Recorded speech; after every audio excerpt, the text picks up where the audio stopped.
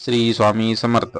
नमस्कार स्वामी भक्तांनो, आजच्या व्हिडिओमध्ये आपण स्वामी समर्थांचे नवनवीन विचार पाहणार आहोत. स्वामी समर्थांचे हे नवीन नवीन विचार आपल्या मनाला प्रेरणा देतात. मनातील प्रत्येक समस्येला निराकरण करण्याचं कार्य हे स्वामी समर्थांचे विचार करत असतात. त्यामुळे आजचा हा संदेश शेवटपर्यंत ऐका. आजचा हा स्वामी संदेश नक्कीच तुम्हाला आवडेल. तुमच्या मनातील प्रत्येक प्रश्नाला उत्तर देण्याचं कार्य आजचा हा स्वामी संदेश करणार आहे. काळजी करणारी माणसं मिळायला भाग्य लागतं, पण अशी माणसं आपल्याला मिळाली आहेत हे समजायला देखील तितकंच भाग्य लागतं.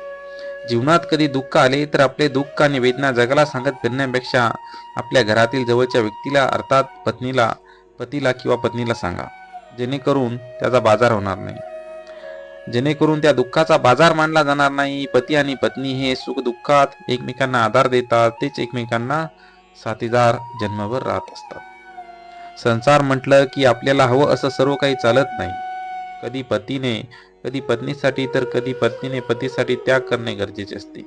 यामधून केवळ आत्मानंद अथवा आनंदच प्राप्त होतो. म्हणून त्याग करा, आत्मानंद मिळेल. मीपणा दूर ठेवा आणि विश्वास आपल्या पदरी जपला तर कधीच अपयश येणार नाही. दोघांनी एकमेकावर विश्वास ठेवला, अहंकार जपला नाही तर संसार सुखाचा होईल, हे नक्की. फक्त स्वतःचा विचार करणारे लोक फार थोड्या कालावधीसाठी प्रगती करतात, पण जे सर्वांचा विचार करतात त्यांची प्रगती कायम होत राहते. भगवंत स्वामी समर्थ माऊली त्यांच्या पाठीशी सदैव राहत असतात. त्यामुळं आपण विचार करताना सर्वांचा विचार केला पाहिजे. वेळ निघून गेल्यावर सुचवलेले विचार आणि पिके जाळून गेल्यानंतर पडलेला पाऊस याची किंमत सारखीच असते. त्यामुळं कुठलंही कार्य करताना वेळेतच करा. डोळे बंद केले म्हणून संकटे जात नाही. संकटे आल्याशिवाय डोळे उघडत नाहीत. राग आल्यावर थोडं थांबलं आणि चूक झाल्यावरती थोडं नमलं तर जगातील अनेक समस्या दूर होतील. अरे, विज्ञानावर विश्वास चांगला आहे, पण त्याच्या कसोटीवर जे सिद्ध होत नाही ते खोटं आहे, असं पण म्हणणं चुकीचं आहे. जिथे विज्ञानाची प्रांत संपते तिथून देवाची प्रांत सुरू होते. तुझं विज्ञान सुद्धा देवानेच बनवलेलं आहे. त्यामुळं देवावरती विश्वास ठेवा, देवाच्या शक्तीवरती विश्वास ठेवा.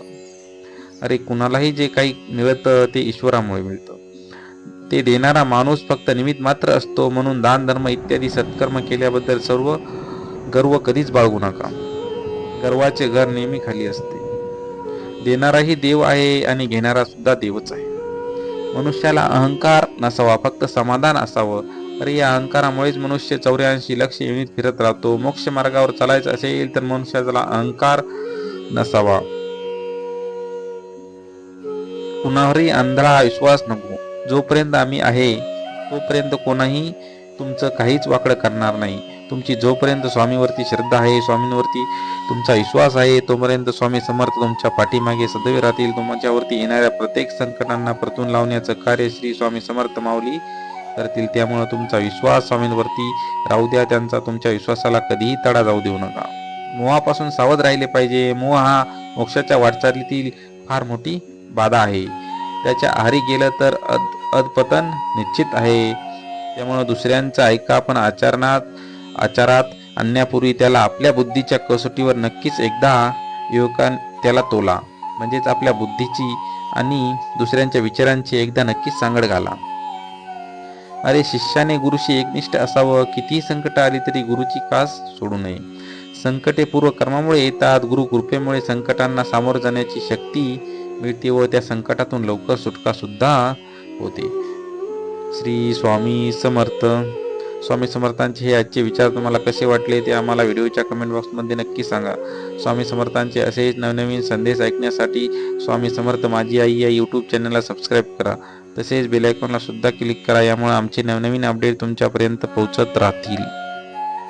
धन्यवाद.